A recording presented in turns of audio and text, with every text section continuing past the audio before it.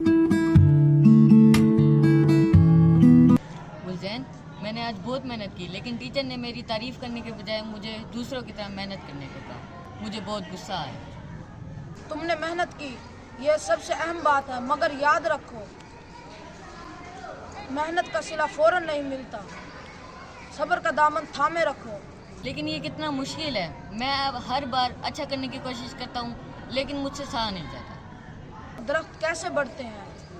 पहले बीज बोया जाता है, वो ज़मीन के नीचे दब जाता है, अंधेरे में मिट्टी के नीचे वो सब्र करता है, फिर पौधा बनता है, फिर दरख्त और साया और फल देता है। यानी अभी मेरा वक्त नहीं आया।